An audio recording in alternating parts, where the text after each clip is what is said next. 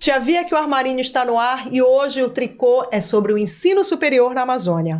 Aproveita, segue o canal no YouTube, as nossas redes sociais, @armarinhopdc, para não perder nenhum episódio.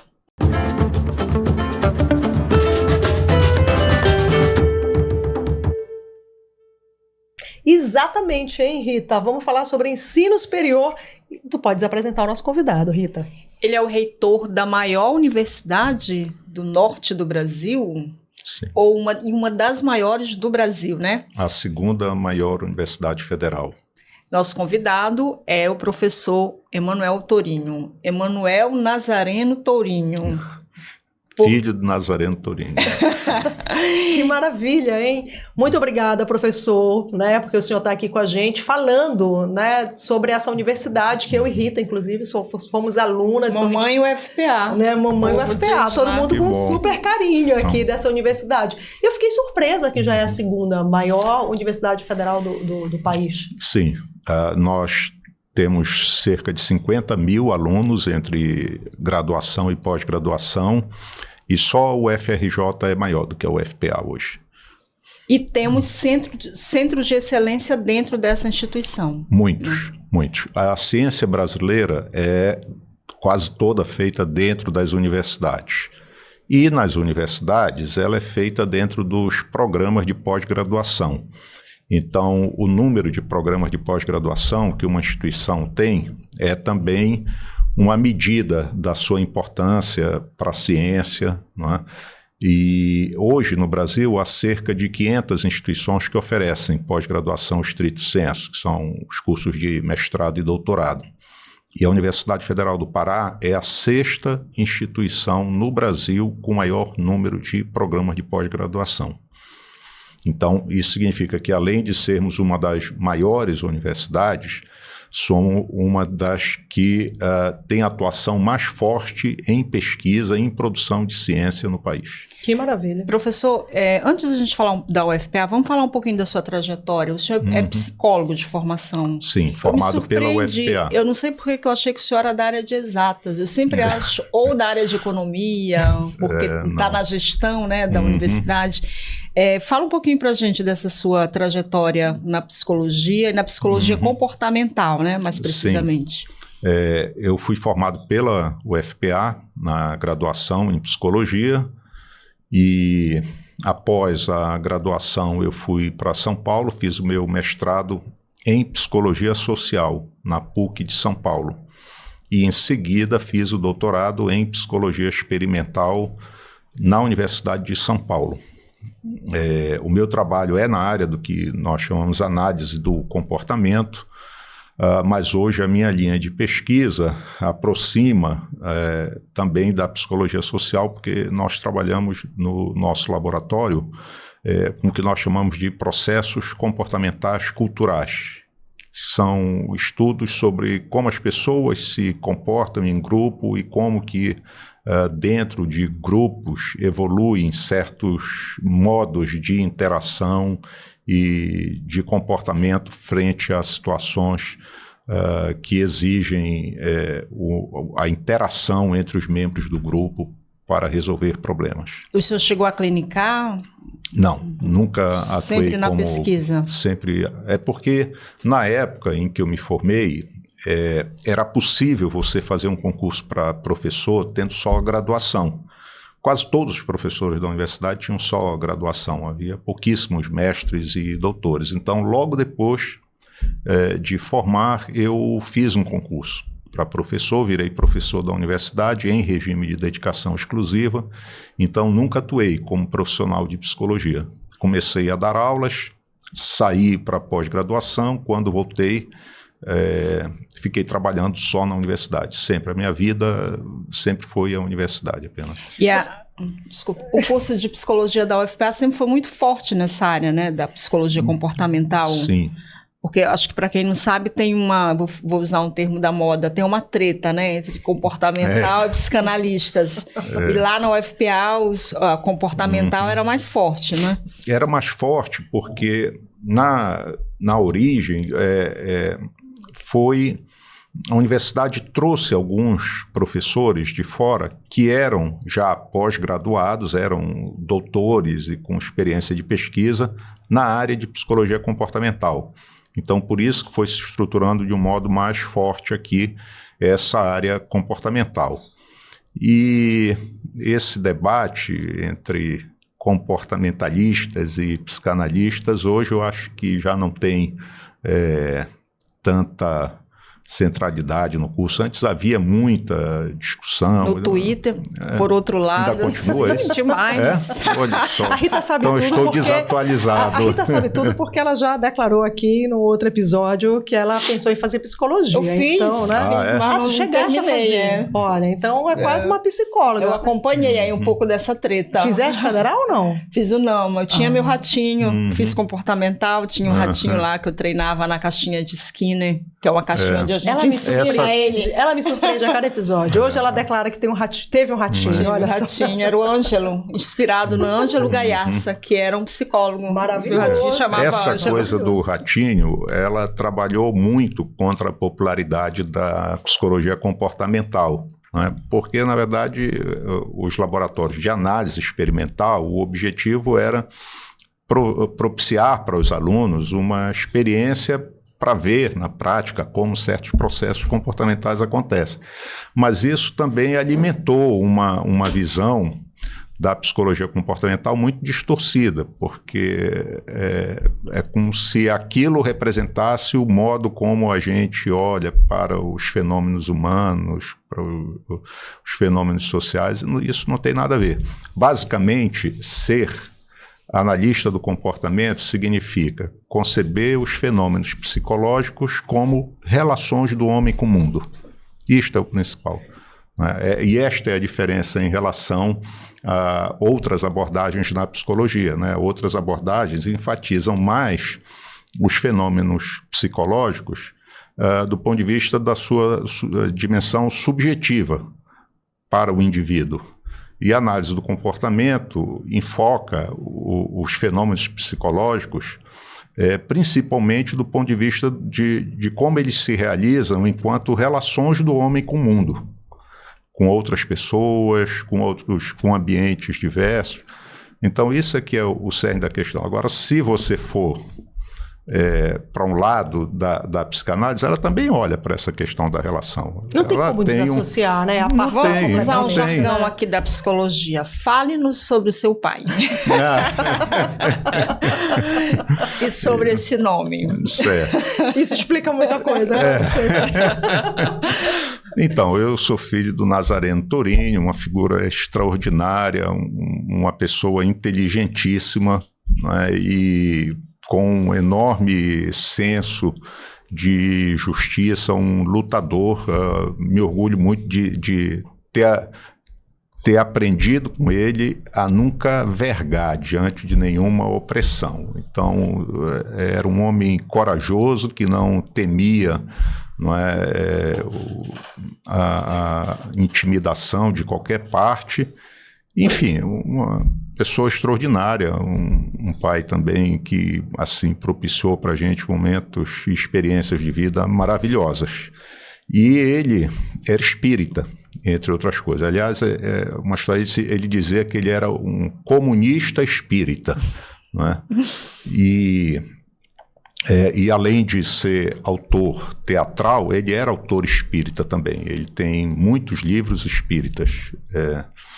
E quando a minha mãe estava grávida de mim, ele teve um sonho em que um espírito chamado Emanuel vinha e falava para ele que ia correr tudo bem no parto, etc.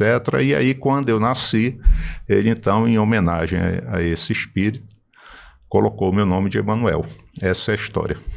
Tá certo, muito bem. Então tá aí, né? Para quem tinha dúvidas, eu tive no início, né? Eu perguntei aqui em off, ele respondeu e agora para todo mundo. Vamos falar da UFPA, né? Vamos falar da universidade. Ainda pegando assim um pedacinho sobre a sua carreira, como é que o senhor vem dessa trajetória de sala de aula, de pesquisa e se ver na possibilidade de ser reitor da maior universidade né? O senhor passou por duas eleições. A primeira talvez a gente nem tenha acompanhado tanto, mas a segunda repercutiu nacionalmente. Mas vamos falar primeiro da sua primeira eleição. Como é que o senhor se vê a partir daquele momento na gestão maior da universidade? Tá, eu vou contar uma coisa que talvez você não saiba, mas você na verdade está falando da segunda e da terceira. Eu, quando voltei da pós-graduação e comecei a trabalhar só na universidade, eu me envolvi com o movimento docente. Então, por muito tempo, eu fui militante do movimento docente, numa época muito difícil, que era a época do governo Fernando Henrique Cardoso, muitas limitações, salários arrochados, etc. E depois, eu decidi que eu ia priorizar um pouco o trabalho em pesquisa, que demanda muito, exige muito, e aí eu me afastei um pouco do ambiente político da universidade.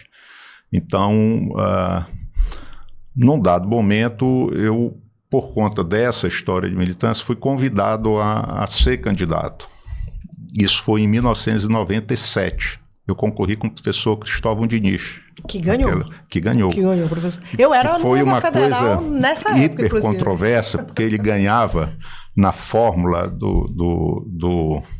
como é hoje, do paritário e também pela lei dos 70%, mas ele perdia no voto universal, que não estava inscrito em lugar nenhum que ia valer, mas era o que os sindicatos e o movimento estudantil tinham definido, que era a regra. Então foi uma confusão danada, mas enfim. E aí, depois dessa eleição também, eu fiquei mais concentrado, tinha acabado de ser eleito coordenador da pós-graduação nessa época, me dediquei à pós-graduação, ao trabalho de consolidação do programa de pós-graduação, e em 2009 que eu fui voltar para esse ambiente político da universidade, participando daquela eleição. O candidato era o professor Carlos Manesco, e eu participei como candidato a pró-reitor de pesquisa e pós-graduação. Aí naquela chapa, aí fiquei como pró-reitor de pesquisa e pós-graduação de 2009 a 2016.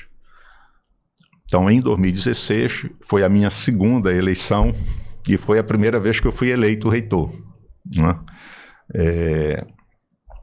E aí depois veio a eleição de 2020, que você estava referindo, que foi uma luta enorme, muitas forças trabalhando contra a gente, né? Nós vencemos a eleição. Havia uma preocupação se o senhor tomaria ou não posse. Exato. Porque era o governo Bolsonaro, eu era tido como um adversário. Na verdade, desde o começo da nossa gestão, em 2016, nós entramos pouco depois do golpe contra a presidenta Dilma. Aí era o Temer o presidente. E o ministro da Educação era o Mendonça Filho. Menos de um ano depois de eu assumir como reitor, eu fui eleito presidente da ANDIFES, que é a Associação dos Reitores das Federais. Então começou um embate muito grande com o MEC, porque foi quando o MEC começou a cortar as verbas das universidades. Então eu passei esse tempo todo do governo Temer também sofrendo uma certa discriminação do Ministério por causa do enfrentamento que nós fazíamos ao corte de verbas. Quando veio o governo Bolsonaro, a coisa ficou muito pior, né? E nós também fomos muito ativos no enfrentamento do governo, né, e de todos os seus atos contra a educação pública. Então, na época da eleição, muita gente dentro do Ministério não queria que eu fosse nomeado. E muitos políticos paraenses atuaram também em Brasília para tentar evitar que eu fosse nomeado. Embora nós tivéssemos conseguido ser eleitos com 93% dos votos. Uma votação muito expressiva, né, para desprezar o primeiro da lista. E nós conseguimos também, como a comunidade estava muito fechada contra a intervenção, os 3 nomes que ela votou, né, para a composição da lista tríplice eram nomes ligados à nossa chapa, né? O candidato, que foi candidato de oposição na eleição, ficou em 4º lugar dentro do Conselho Superior, então ele não entrou na lista. Achávamos que com isso encerraria o assunto e eles iam nomear, mas nem assim, né? A gente ouviu, não sei quanto que tem de verdade nisso, mas chegou a ser, inclusive, elaborado um decreto de nomeação de outro nome, né? Fora da lista. Fora da lista. Só para explicar. Não, da lista, mas que era dos nomes que nós aprovamos no Conselho Superior, mas não era o eleito. Só para explicar para quem está nos assistindo, que talvez não fique claro, é que há uma eleição e essa eleição forma a lista tríplice, mas a palavra final é dada pelo Ministério da Educação, né? Em última análise, pelo presidente. Exato. Né? A lei prevê isso, né? Que a universidade apresenta 3 nomes e o presidente escolhe o reitor. A praxe é escolher aquele que a comunidade acadêmica, a comunidade universitária Foi assim escolheu. que aconteceu nos governos Lula e Dilma. Não era assim que acontecia necessariamente no governo Fernando Henrique. Mas com os governos Lula e Dilma se sedimentou a cultura democrática de respeitar a escolha das comunidades, né? Até porque naqueles casos onde o escolhido não era o mais votado, geravam situações de muitos conflitos internos nas universidades. Porque imagina, a universidade é uma coisa gigantesca, complexa, é muito difícil você dirigir a instituição tendo o respeito, né, do conjunto da comunidade. Agora, imagina você fazer isso sem o respeito da comunidade, sem a legitimidade, né, para estar naquela função, né?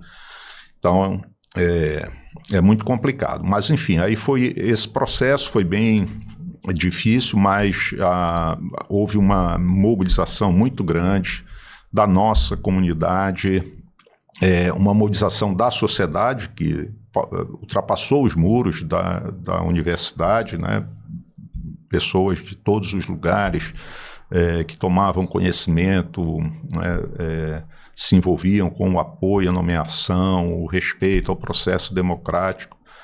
E, ao fim, deu tudo certo, felizmente.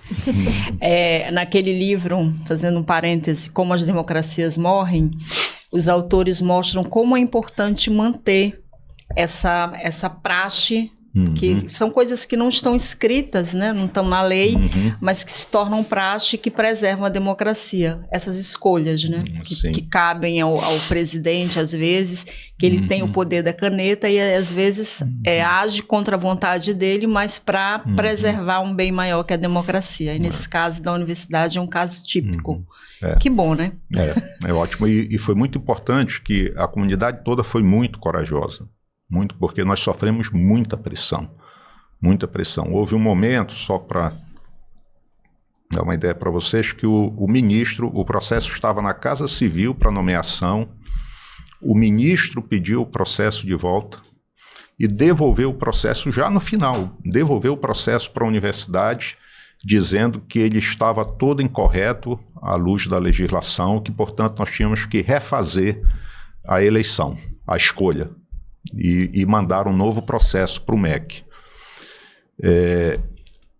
Num certo sentido, isso precipitou a resolução do problema, porque nós chamamos uma reunião do CONSUM e do Conselho Superior da Universidade e aprovamos um documento em que nós reafirmávamos a legalidade e cobrávamos do Ministério que apresentasse os pareceres técnico e jurídico que comprovassem a tese dele de que havia ilegalidade. Ele não tinha isso. Aí ele nós sabíamos disso. Aí nós fizemos... ele não teve escolha, porque como é que ele tinha que provar que ele estava com uma alegação, não é, e sem sustentação. Então, ele teve que se render e mandar o processo adiante.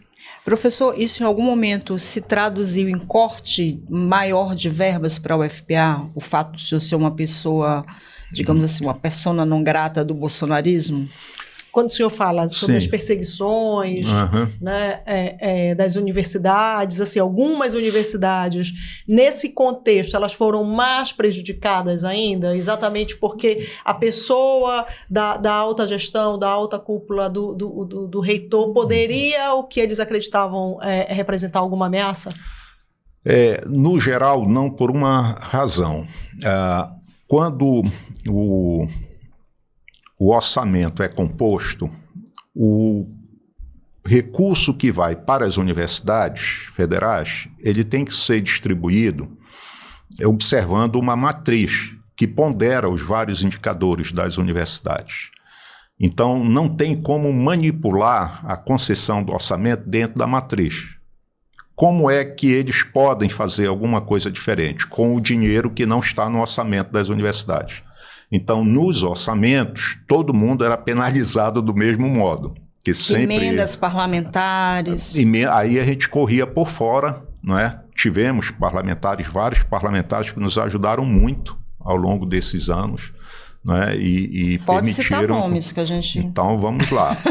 Senador Paulo Rocha, todo ano tinha emendas gordas para a universidade, deputado Edmilson Rodrigues, deputado Ayrton Faleiro, deputada Vivi Reis, que nesse período em que esteve no mandato destinou o maior volume de verbas, de emendas para a universidade. Uma delas agora vai ser executada pelo Movimento República de Emaús, que é uma emenda. Sim, que é um dos projetos. Ela está apoiando vários projetos. Então, deputada Vivi Reis, Ayrton Faleiro, Edmilson, Paulo Rocha, foram os parlamentares. Tem outros que eu não estou recordando, mas também tinha sempre umas emendas pulverizadas que vinham de outros parlamentares. Mas esses eram o que davam o grosso do que nos ajudou para atravessar esses anos.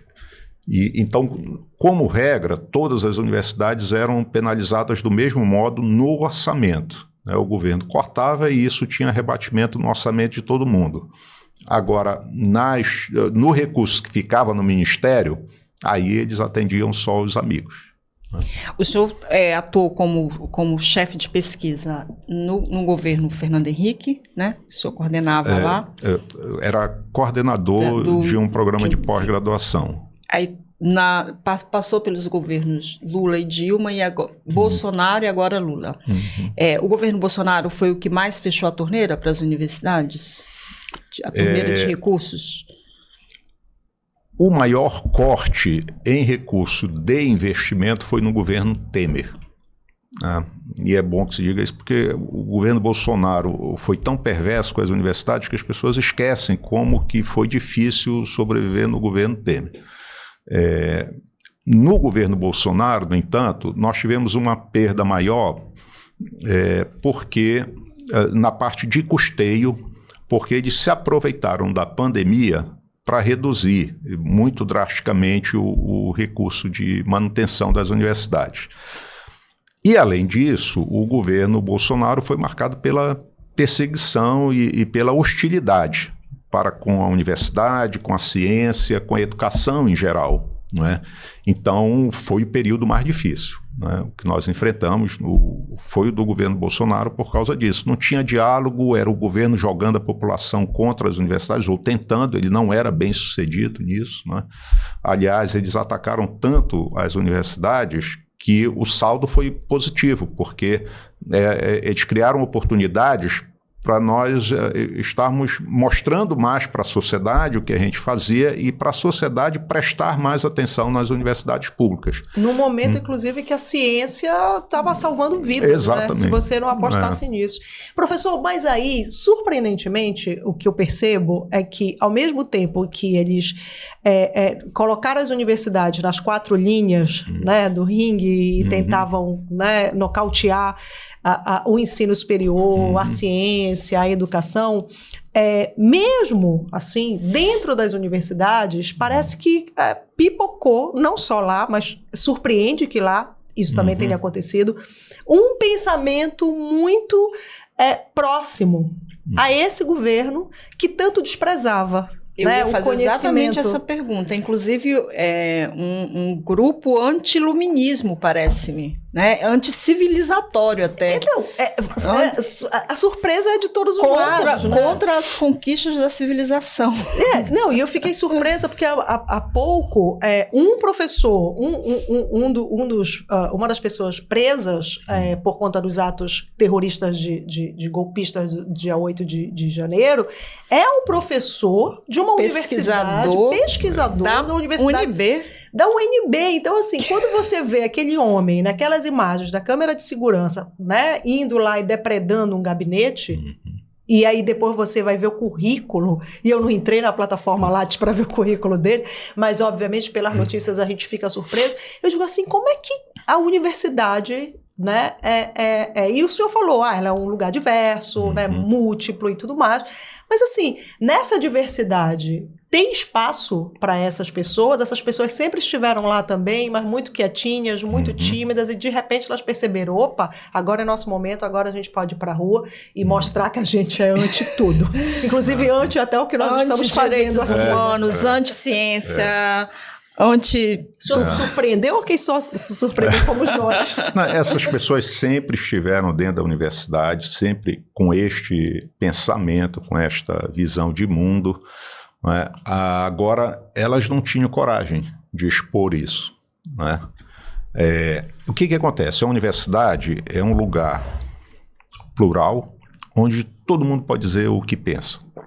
Qualquer visão de mundo pode ser colocada, qualquer visão de sociedade, mas ela tem uma outra característica. Se você coloca uma visão qualquer, uma ideia qualquer, uma proposta qualquer de entendimento da realidade, você tem que se expor ao debate. Então, essa é a característica da universidade. Que é a base da ciência. Que é a base da ciência, da civilização ocidental, né, de muito do que é a marca das sociedades que conhecemos. Agora, essas pessoas, elas não colocavam os seus pontos de vista porque elas não tinham a coragem de fazer o enfrentamento do debate. Então, elas viviam recolhidas com este pensamento conservador e, às vezes, até, como você disse, anticivilizatório. Né? Só que com o governo Bolsonaro, as pessoas se sentiram liberadas para fazer isso tudo e pouco se importando com o que viesse no debate. Né? Elas se sentiam protegidas por um poder que dizia, pode-se falar qualquer aberração que nada vai acontecer. Né? Então, dentro das universidades, essas pessoas não se criaram, tanto que foram disputar a eleição para reitor e tiveram 6 ponto alguma coisa por cento dos votos. Né? Mas elas continuaram agora. Está todo mundo se recolhendo de novo, pelo menos dentro da universidade, não é? Mas isso sempre existiu. Tudo que há na sociedade, há dentro da universidade. Né? A única diferença é isso, que lá as pessoas são estimuladas a dizer o que pensam e são provocadas pelo debate. Né? Elas são obrigadas a dialogar sobre essas suas crenças. Porque há uma diferença muito grande entre um certo pensamento conservador, né, e isso que eu afirmo que é anticivilizatório, anti-ciência, né, que quer voltar um pré-iluminismo para realmente uma idade média, no que a Idade Média tem de pior, naquele estereótipo que a gente tem de Idade Média, que não parece não combinar, e principalmente com certo centro, com certos institutos de ciências jurídicas, o FCH, que eu fiz ciência política lá, e dentro da ciência política a gente teve também alguns embates nesse tipo. É surpreendente, eu fico... É realmente surpreendente, mas isso aconteceu e apareceu em todas as universidades. Você falou o caso do professor da UNB, teve da Unesp também, professor que estava lá nas manifestações. Como assim, né? Um professor universitário. O senhor acha, eu trabalhei, fui estagiária e depois trabalhei num programa chamado Academia Amazônia na universidade, um programa, né, de extensão da Faculdade de Comunicação, e a gente falava sobre jornalismo científico, né, divulgar.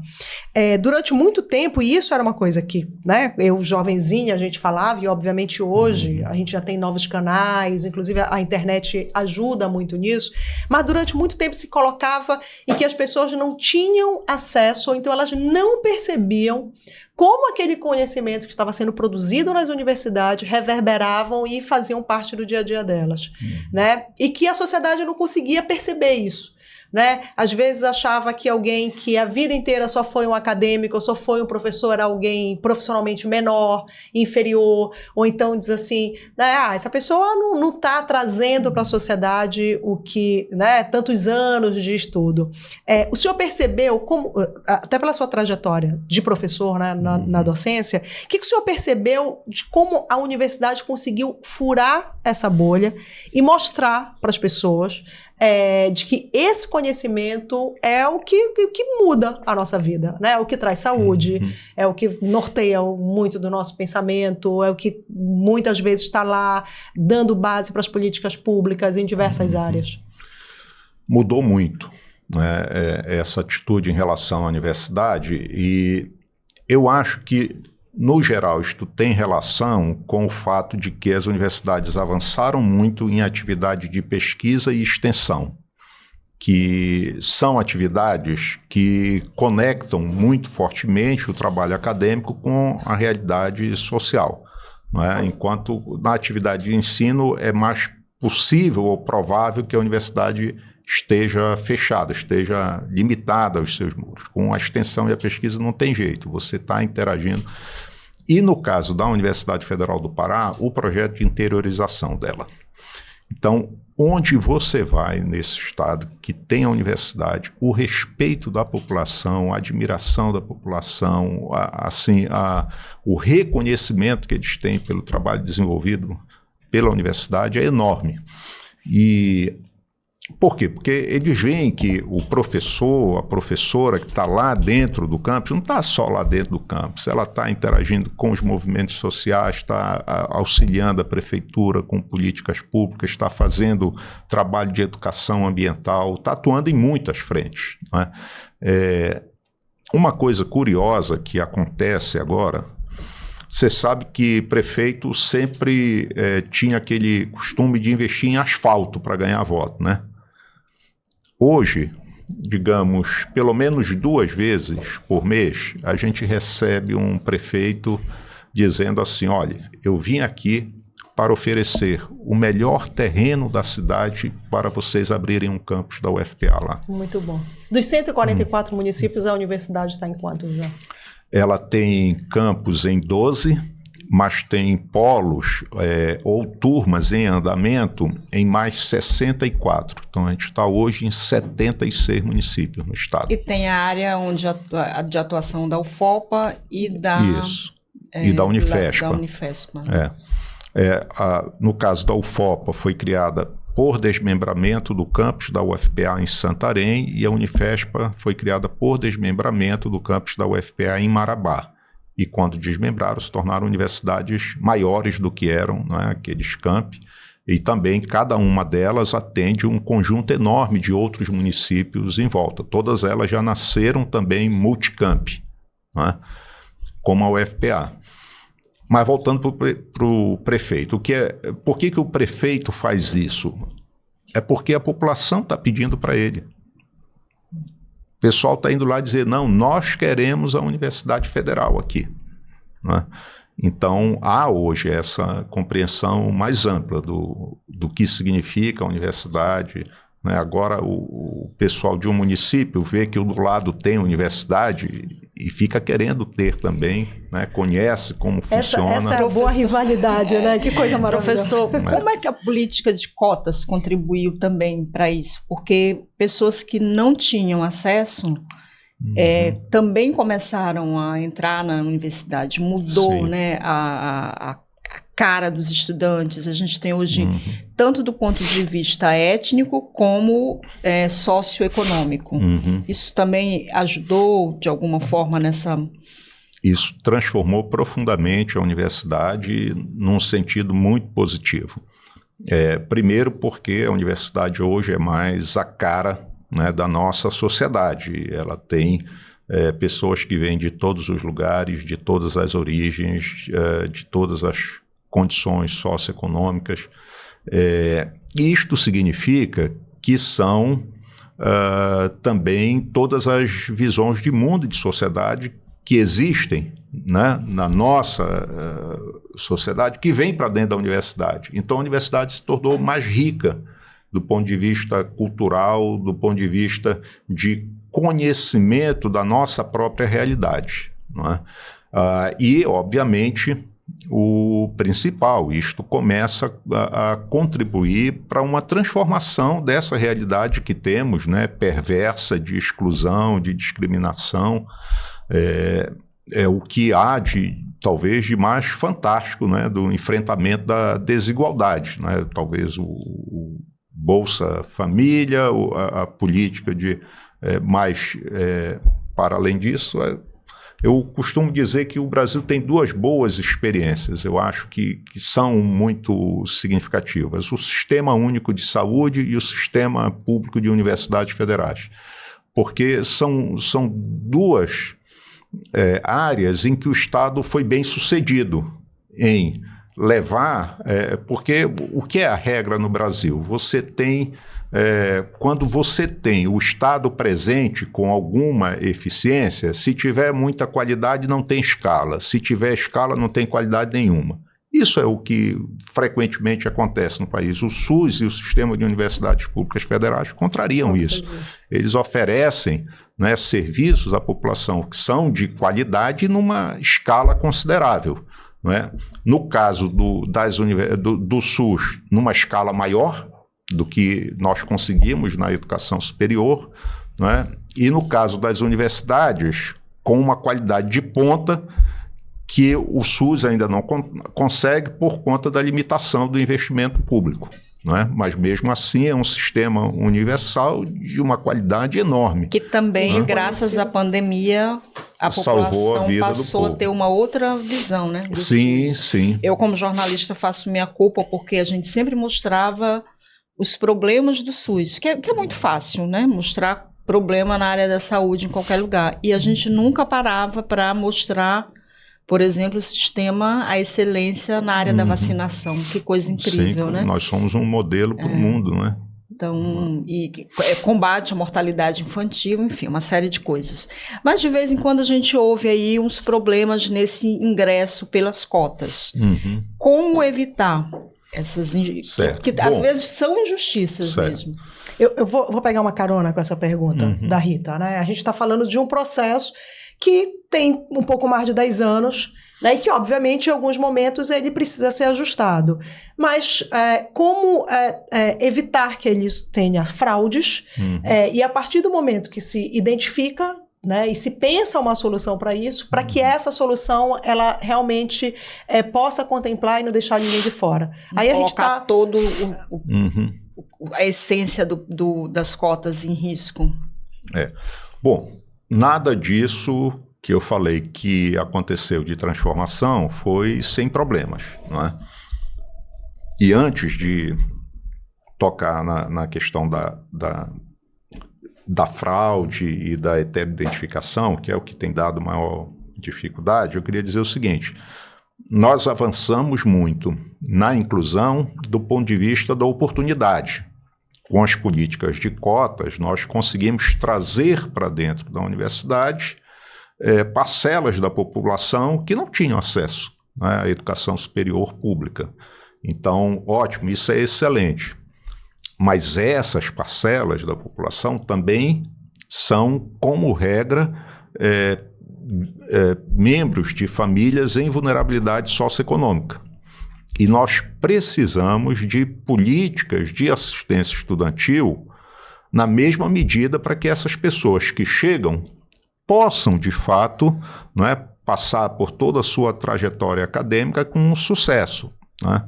Porque elas têm muitas carências, dada transporte, moradia. Transporte, moradia, alimentação, suporte pedagógico, material não é? Acesso à internet, tudo, acesso à internet, computador, tudo.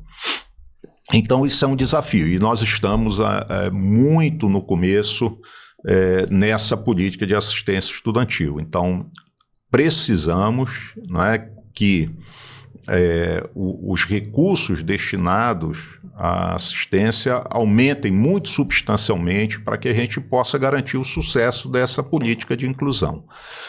Agora, na execução, não é, das políticas de cotas, o que nós observamos? O que tem dado muito problema ultimamente é a questão da cota PPI, preto, pardo e indígena. E principalmente na cota destinada a negros e negras, né? Porque a ideia, no caso da cota PPI, a cota de indígena é definida pela origem do candidato, não é? Mas a cota de preto e pardo, ela é para negros e negras, negros pretos e negros pardos. O objetivo da cota é combater, não é, um processo de exclusão que foi imposto pela questão racial, não é? Pela discriminação étnico-racial. Reparação histórica, né? Não é reparação social. Não é distribuição. E nós temos a cota para vulnerabilidade socioeconômica, que é outra. Então, às vezes... Que a UFPA, acho que foi a primeira do Brasil, né? Nessa cota. Ela foi uma das primeiras, né? Então, o que acontece? É uma situação complexa, difícil. Nós estamos aprendendo, então nós temos muito que aperfeiçoar nos nossos processos, mas a sociedade também ainda está aprendendo, e a sociedade precisa compreender exatamente a dimensão do problema para poder nos ajudar a resolver. Não adianta ficar só dizendo, mas a universidade fez assim, a universidade fez assim. Nós estamos tentando fazer uma política que seja eficiente para cumprir este objetivo. Então, quando as cotas raciais começaram, nós usávamos, e várias universidades usávamos o critério de autodeclaração.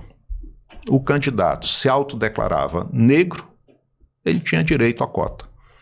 Não havia uma verificação, não é? Bom, isso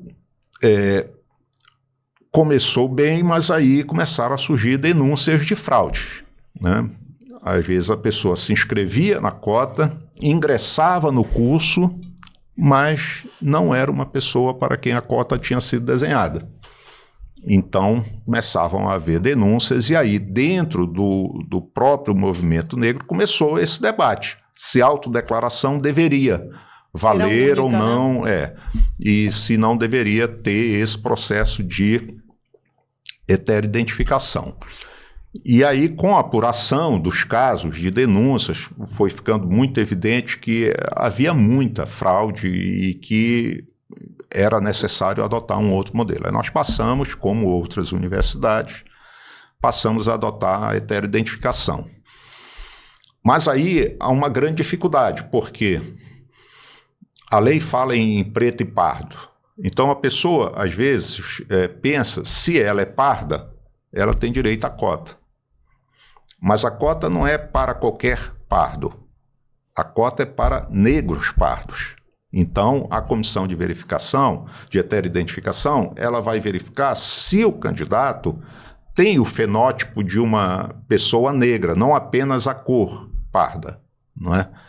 E isso gera muito problema, é muito difícil. Nós vivemos numa sociedade também muito miscigenada, que tem muitas...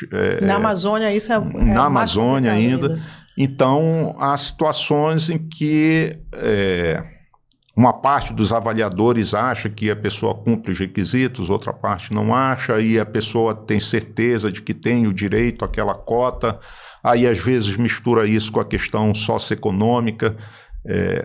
Então, é uma situação muito complexa e a gente tem que estar sempre explicando a quem faz o processo de heteroidentificação é um grupo de pessoas preparadas, treinadas, né, pessoas que estudam o assunto. Na nossa universidade, quem coordena é a professora Zélia Amador de Deus, que é uma pessoa muito experiente, né? Tem o respeito de todo mundo. Agora, aqui e ali podem acontecer erros e acontecem muitas dificuldades por conta disso. Em alguns casos são erros, talvez, da gente, mas em outros casos há também uma incompreensão de qual é o objetivo da cota, não é? Então, isso é muito difícil, nós continuamos tentando aperfeiçoar o processo.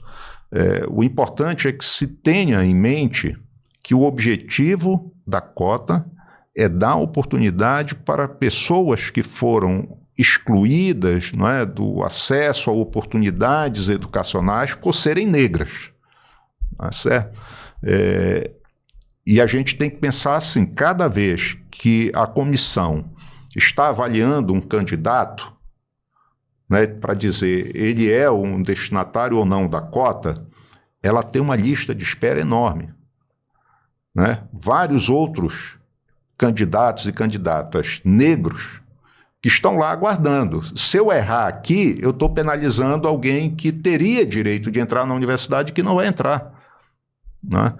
Então, é muito difícil. Pois é, como fazer esse ajuste fino aí, né? Eu lembro que uma pessoa que teria sido recusada pela comissão de heteroidentificação, ela dizia que a banca era uma banca composta por pessoas brancas e que essas pessoas não estariam preparadas para poder, de fato, fazer essa identificação. Isso está dizendo que é uma banca que tem os estudos, né, que é um processo, inclusive, que a professora Zélia Amador participa. Eu queria que o senhor esclarecesse um pouquinho sobre... Toda banca, obrigatoriamente, ela tem que ter pessoas negras, pretas, pardas e pessoas brancas. Porque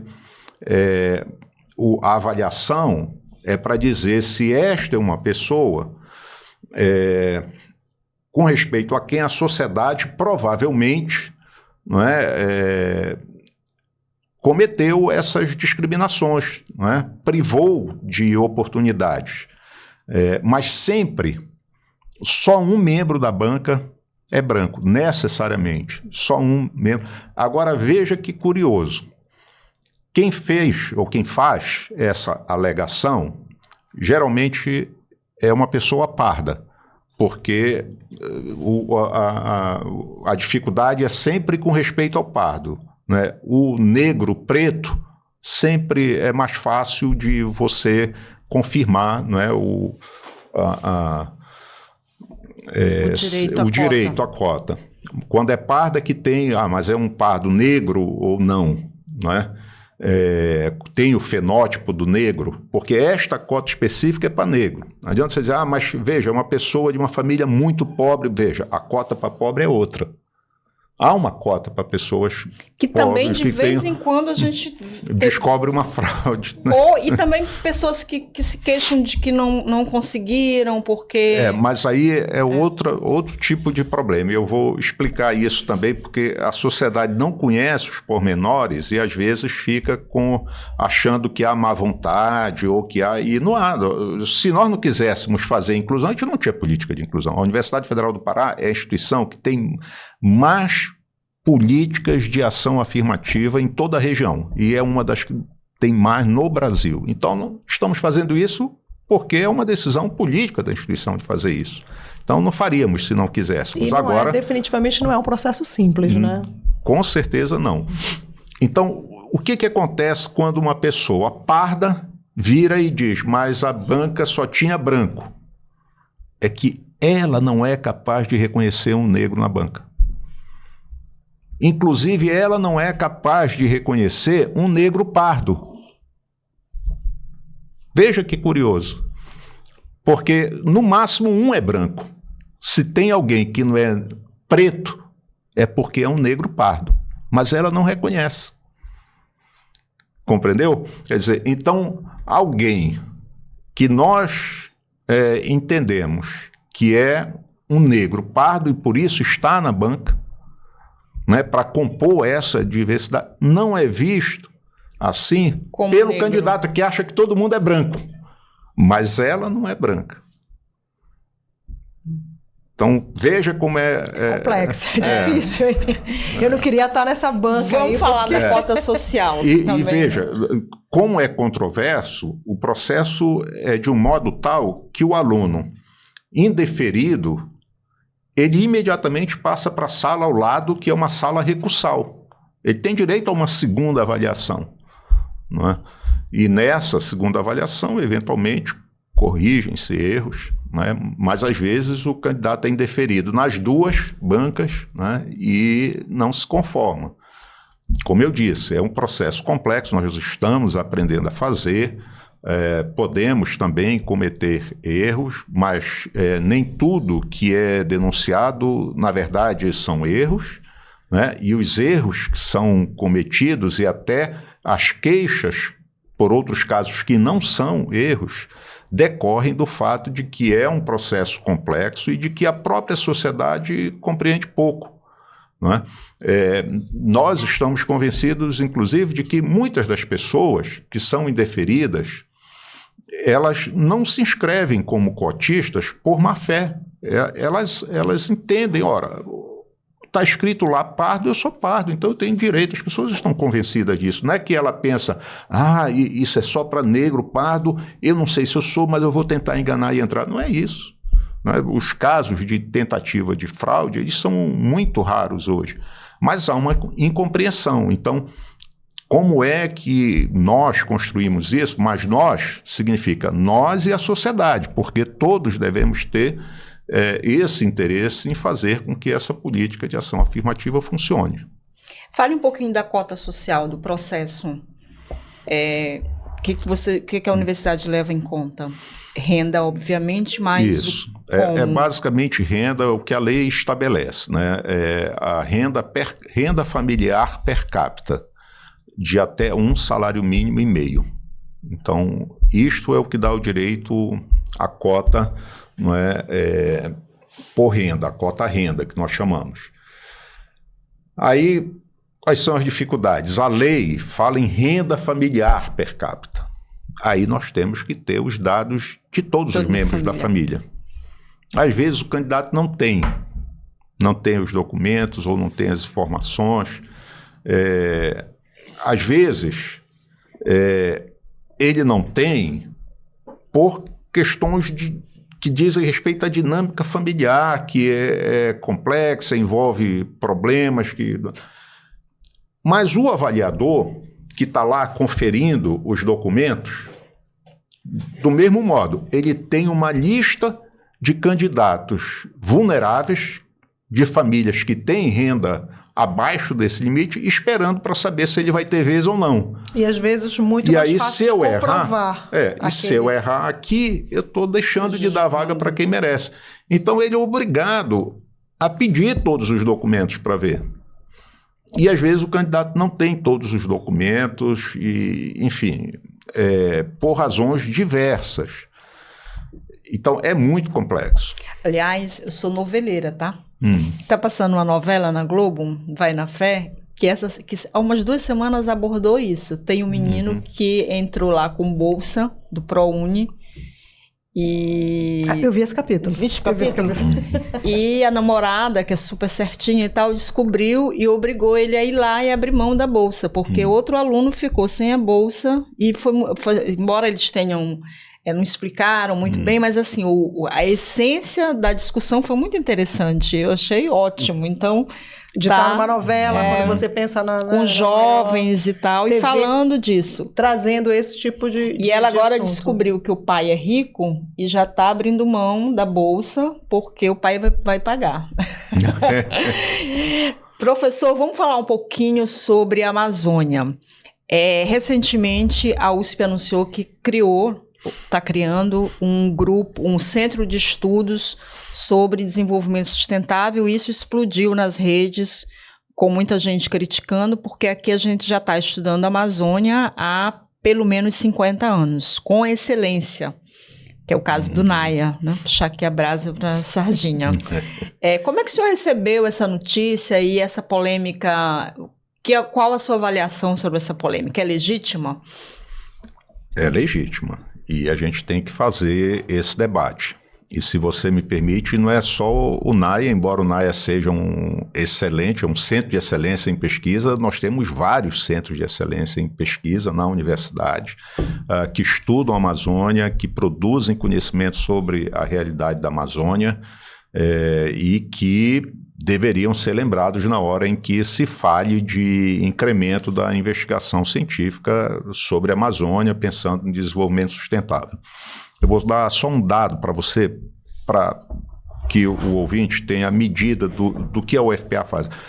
As pessoas, em geral, a sociedade não tem ideia do tamanho da UFPA. Isso que eu falei aqui é a segunda maior do Brasil, é a sexta com o maior número de programas de pós-graduação, e em vários indicadores o que a gente faz é desconhecido pela população. Existe um ranking de universidade. Os rankings têm vários problemas, mas eles são bons para dar uma ideia geral comparativa das instituições, porque onde eles erram para todo mundo, né?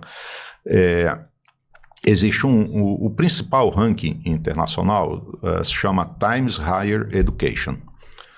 E o Times Higher Education tem um ranking, outro, específico, para medir a contribuição das universidades para o desenvolvimento sustentável, usando como referência os 17 Objetivos do Desenvolvimento Sustentável da ONU, da Organização das Nações Unidas. Então, neste ranking, que é o ranking de impacto, é o impacto para o desenvolvimento sustentável, a Universidade Federal do Pará está entre as 400 melhores universidades do mundo. Isso não é pouca coisa, né? Tem objetivos, porque eles fazem também por objetivo. Tem um objetivo do desenvolvimento sustentável em que a Universidade Federal do Pará está entre as 50 melhores do mundo. Tem um outro que ela está entre as 100 melhores do mundo. Então, ou seja, nós temos muita gente produzindo conhecimento de ponta e relevante, né, para tudo aquilo que importa para o desenvolvimento sustentável. Vou comentar essa decisão da USP colocando uma preliminar. O responsável por essa iniciativa é o professor Paulo Artacho, o coordenador. É um pesquisador chamado Paulo Artacho, que é uma pessoa absolutamente íntegra, competente, um cientista respeitável, que nós todos admiramos muito. Então, o que está em discussão não é a competência dele, ou a integridade dele, ou de toda a equipe, não é isto.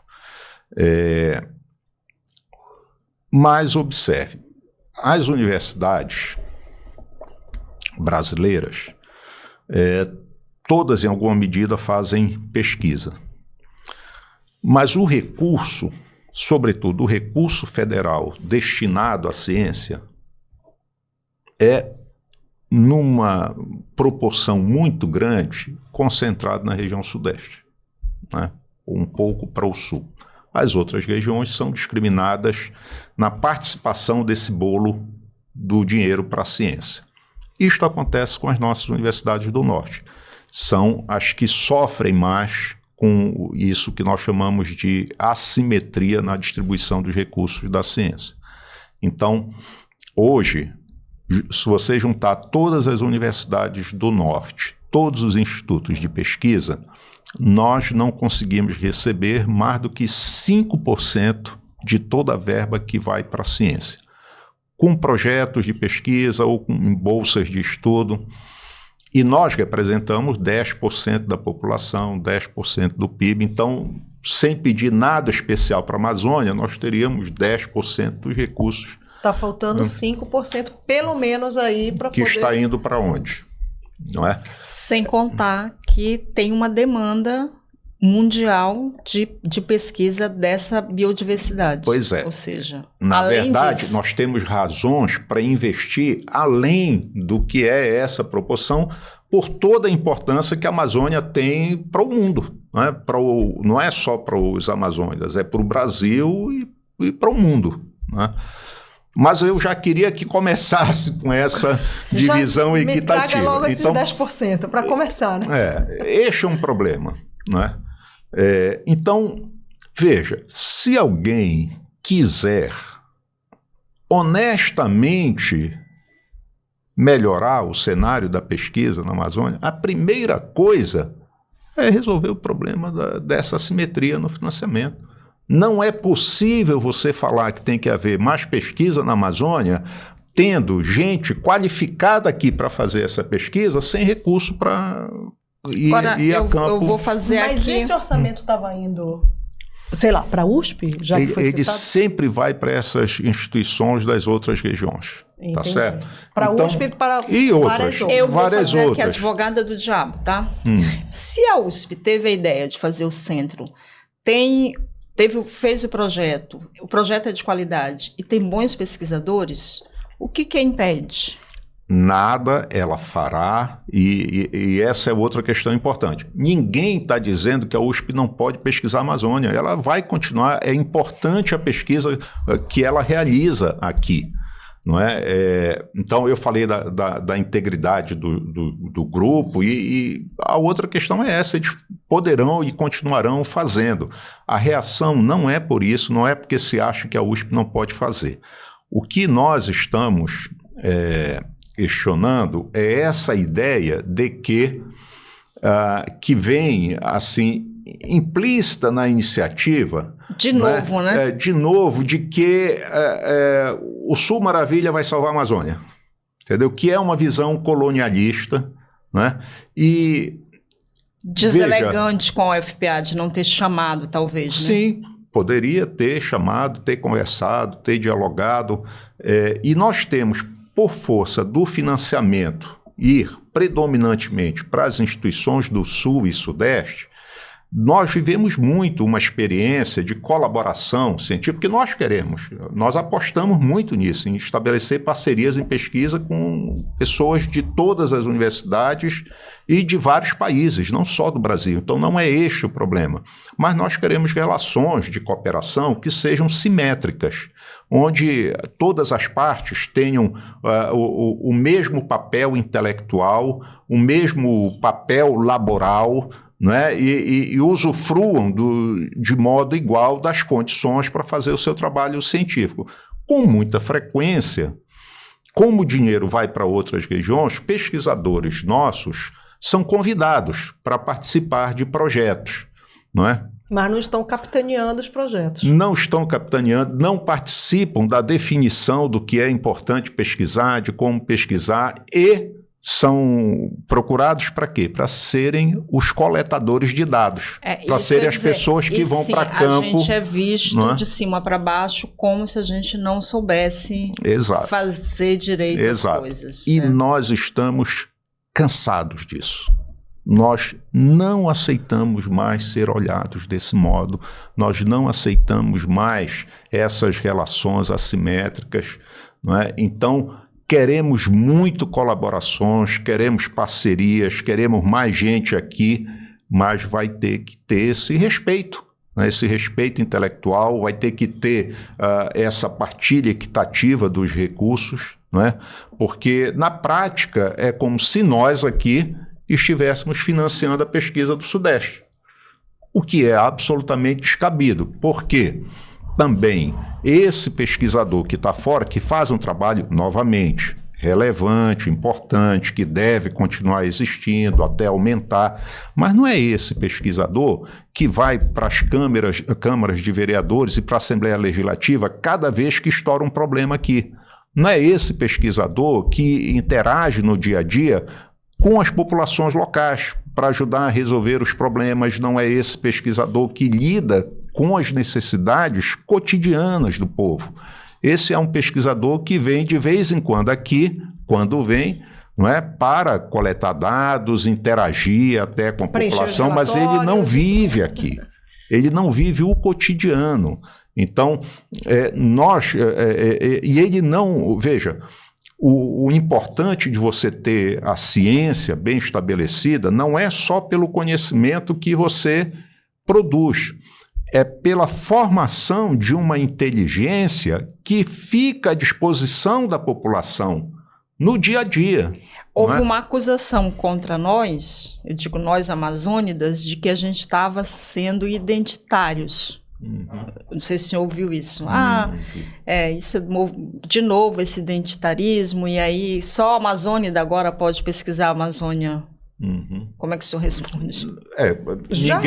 Eu não conheço ninguém que tenha dito isso. O senhor já até respondeu. Todo mundo acha que todo mundo pode pesquisar a Amazônia. A única coisa que nós estamos dizendo é: não haverá solução para a Amazônia enquanto não houver investimento em uma inteligência própria da Amazônia. Entendeu? É nesse sistema próprio de produção de conhecimento e de interação com a nossa sociedade, com as nossas populações. Então, com o nosso protagonismo, com a nossa participação direta, né? Não só como coadjuvante ou convidado. Agora eu vou contar uma piadinha. Isso pode alimentar os currículos dos pesquisadores. Eles vão ter um monte mais de artigos, mas não vai resolver o problema da Amazônia. Eu vou contar uma piadinha do Twitter que eu adorei. Pena que eu não lembro agora o nome do twitteiro. Ele está querendo criar um centro de pesquisas da Mata Atlântica com sede em Ananindeua. É isso. É exatamente isso. Ele já foi 2 vezes lá das férias. Qual seria o sentido de a Universidade Federal do Pará criar um instituto de pesquisa, não é? Digamos, do semiárido nordestino. Quer dizer, agora nós temos o que colaborar com os pesquisadores? Temos, mas quem sabe, em primeiro lugar, o que é relevante para ser pesquisado, não é? E quem está sendo formado lá como inteligência para atender a população de lá é o pesquisador de lá. Professor, isso já foi pauta, né? Por exemplo, inclusive essa divisão desse orçamento, aumentar aí para poder chegar nesses 10%. Isso já foi pauta na reunião com o presidente Lula? Ou essa reunião foi anterior a essa polêmica? Ou mesmo independente da polêmica, o senhor, por exemplo, e todos os outros reitores das universidades da Amazônia já chegaram lá com ele? Isso tem sido pauta das instituições acadêmicas da Amazônia há vários anos, e a gente já participou de muitos eventos, debates, seminários, audiências lá no Congresso Nacional, e é assim, todo mundo concorda com tudo que a gente diz, mas ninguém faz nada, por uma razão. Todas as pessoas que ocupam os cargos de decisão que podem alterar essa realidade não são daqui. Nós não temos as agências federais de fomento à ciência, à pesquisa, são todas ocupadas por pessoas de outras regiões. Né? E não há nenhuma disposição deles em mexer nessa distribuição do bolo financeiro. Nós tivemos, em janeiro, 3 semanas logo depois da posse, como ele havia prometido, o presidente Lula convidou todos os reitores e reitoras das universidades e dos institutos federais para uma reunião no Palácio do Planalto. Nessa reunião eu manifestei isso, manifestei essa insatisfação nossa com a persistência desse problema e a expectativa nossa de que neste governo isso finalmente seja resolvido, né, de que tenhamos uma distribuição equitativa dos recursos para que a Amazônia possa se desenvolver plenamente na ciência. Né? E falamos de uma outra coisa também, porque existe uma ideia circulando de um projeto para promover a pesquisa da biodiversidade amazônica coordenado por gente de fora. O MIT Amazônico. Exatamente. Então nós dissemos, olha, nós sabemos do interesse do governo de investir em pesquisa da biodiversidade.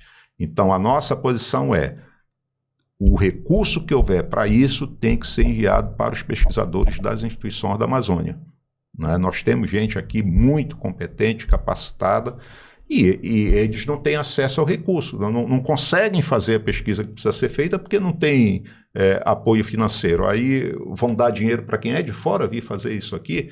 Então, todo esse debate, ele ganhou essa dimensão, na verdade, porque há uma expectativa de que aumente o dinheiro para a pesquisa na Amazônia.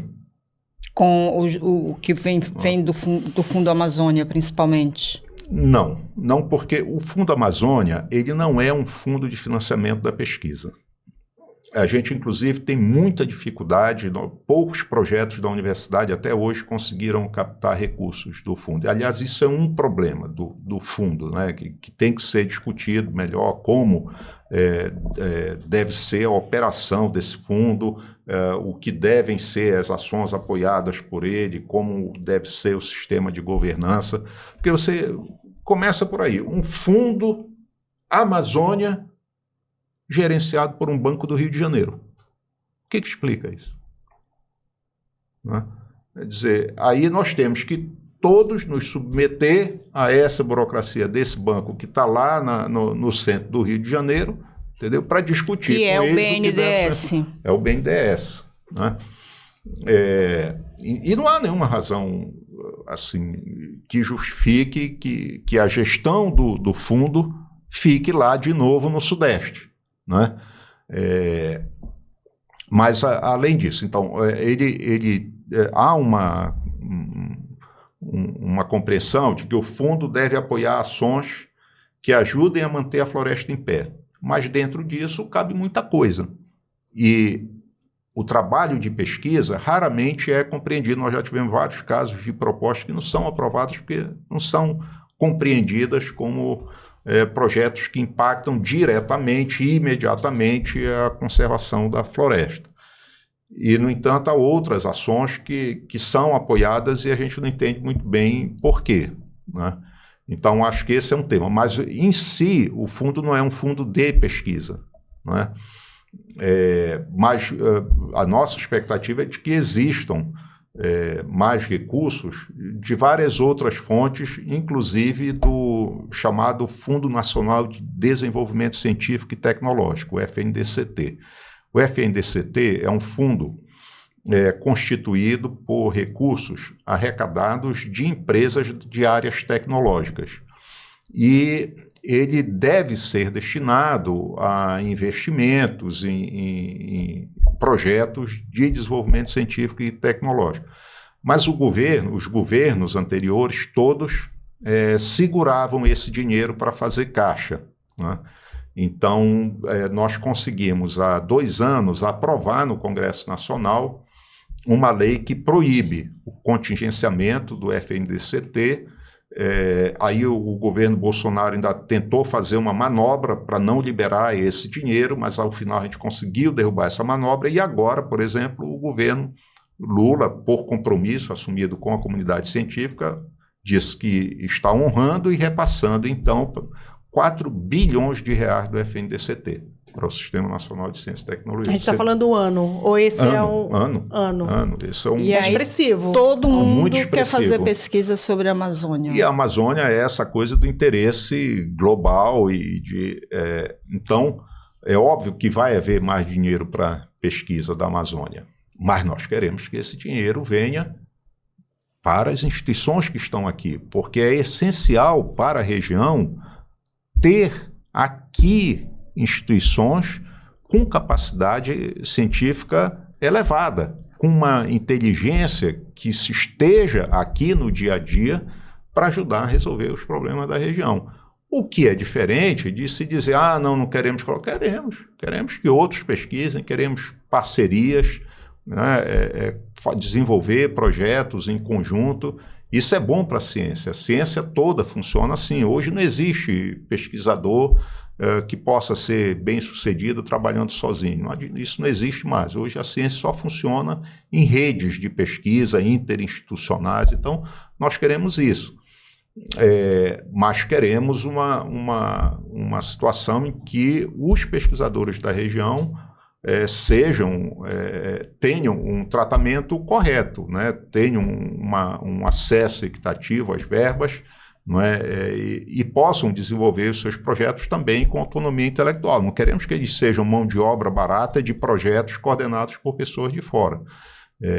Então, é isso. E por fim, qualquer instituição do Brasil que queira o bem da ciência da Amazônia, a primeira coisa a fazer não é criar um instituto, embora possam e devem, não tenha nada de errado com isso, mas é ajudar a fazer o recurso da ciência chegar aqui.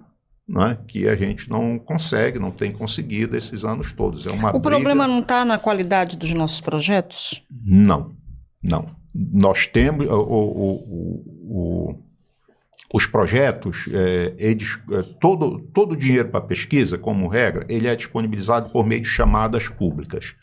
Você, ao encaminhar um projeto numa chamada dessa, o projeto vai para avaliação por consultores da área, da sua área de atuação, e ele só vai para a linha de discussão se ele tiver avaliação de mérito.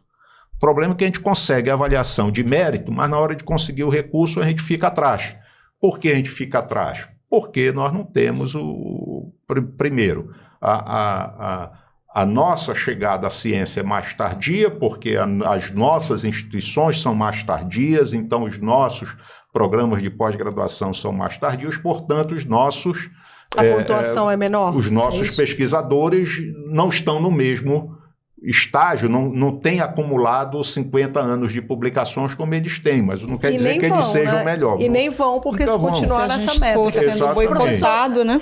E segundo, porque os comitês que decidem para quem dá o dinheiro são compostos quase que integralmente por pessoas de fora da Amazônia. Então, nós não estamos lá nos comitês que decidem para quem dá o dinheiro. Pois é, agora quando o senhor fala isso, eu vou puxar para a realidade cultural, que eu conheço um pouquinho, e que também foi uma luta, né? E aí governo Lula, mas principalmente o governo Dilma, em que essas comissões tivessem muito mais representação, Norte, Nordeste, mas que na decisão tivesse uma pontuação extra, para que recursos da Agência Nacional de Cinema e de tantos outros recursos ligados à cultura, que era uma forma que você tinha de, né, ser mais equitativo, né, um pouco mais de equidade nessa história. Isso não pode ser levado em consideração, ou é levado em consideração para vocês lá? Tem que haver uma decisão política do governo de fazer isso. Senão, o senhor percebe que isso pode ser realidade neste governo agora? Com certeza. Nós estamos trabalhando por isso. Não é? É muito difícil, mas a gente tem... O que nós estamos pedindo, no fim das contas, peguem aí as grandes universidades, os grandes centros de pesquisa brasileiros. Como é que eles começaram? Eles não tinham currículo nenhum. Eles não tinham produção nenhuma. O governo foi lá e disse, não, nós vamos investir porque aqui tem uma competência que pode se desenvolver. Foi lá e botou rios de dinheiro. E eles viraram potências que são hoje. Por que isso não pode ser feito aqui? Nós, com pouco dinheiro, fazemos muito, né? A gente quer essa pororoca de dinheiro. Alô! Né? Alô, Brasília, alô, Lula. O nosso centro lá, o nosso programa, o PPG-Com, eu fico impressionada com o que tem sido feito lá. Em pouquíssimo tempo já estamos com o doutorado e boas avaliações na CAPES. É um negócio impressionante. Foi uma produção respeitável, nacionalmente, não é? Não tem razão. Uma vez eu estava em uma reunião na CAPES e estava o professor Bevilacqua, que foi um dos responsáveis pela concepção e construção da COP da UFRJ, que é o centro que desenvolveu toda a pesquisa para exploração de petróleo em águas profundas no Brasil. Vocês terem uma ideia. Eles já pagaram centenas de vezes o investimento que foi feito lá. Né? Inclusive depois a pesquisa do pré-sal, da exploração do pré-sal, etc. Mas, enfim, e a gente discutia as dificuldades que se colocavam para, na Amazônia, a gente criar centros de pesquisa fortes. E foi interessante, porque ele foi assim, bem sensível. Ele virou e disse assim, olha, se as coisas funcionassem assim na nossa época, a COP não existia. É isso. Né? Agora, o problema é que a gente quer ter a nossa COP também, a gente quer ter a nossa USP, a gente quer ter tudo, e nós temos competência. O nosso pessoal, eu arrisco dizer que se você analisar a nossa produção e fizer uma ponderação pela quantidade de recursos que nós recebemos e o que nós entregamos de produção, eu acho que nós somos melhores do que qualquer universidade. porque o que a gente faz com quase nada de recursos é impressionante. É isso aí. Viva a mamãe UFPA. Professor, muito obrigada por essa conversa. Né? Quando ele sentou aqui, ele já disse assim, olha, às vezes eu não falo muito, mas hoje essa teoria foi derrubada. Que bom! Bom para você que acompanhou essa conversa. E bom para a gente que entendeu um pouco mais sobre a questão das cotas, sobre a questão como funciona aí, né? Como é importante a gente defender a UFPA, porque é um patrimônio de toda a sociedade paraense, de Com todos certeza. nós, né? Patrimônio da sociedade brasileira, né? Porque o conhecimento daqui tá... Aliás, aqui a nossa comunidade, ela tem um costume de se referir ao UFPA dizendo que é a maior do norte, né? E agora eu digo para eles, olha, você tem que dizer que é uma das maiores do Brasil, porque hoje nós somos uma das maiores e mais importantes instituições do Brasil, né? E isso é importante, não é pela vaidade de quem está na UFPA, é para dizer, aqui a gente faz sim, né, educação e ciência de qualidade, com um retorno para a sociedade de que a sociedade pode se orgulhar. Então é isso, muitíssimo obrigado. Tem às vezes alunos mais inteligentes e modestos. Acho que eu vou voltar para a universidade, me deu saudade. Olha, e além disso, professor, muito obrigada. E além disso, e aí sim a gente vai ser agora, né, a gente pode falar, ainda é uma das mais bonitas do mundo. Pensa, aquele campus ali do Glomai. Olha, obrigada para quem assistiu. Se você gostou do conteúdo, compartilhe. Professor, muito obrigada pela sua participação aqui com a gente na Armarinho. Obrigado. Fiquei muito feliz com o convite e espero que contribua, né, esse nosso diálogo para que todo mundo compreenda melhor essas ações da universidade e nos ajude também, como instituição, né, a crescer e fazer mais pela sociedade paraense e por toda a Amazônia. Muito obrigado.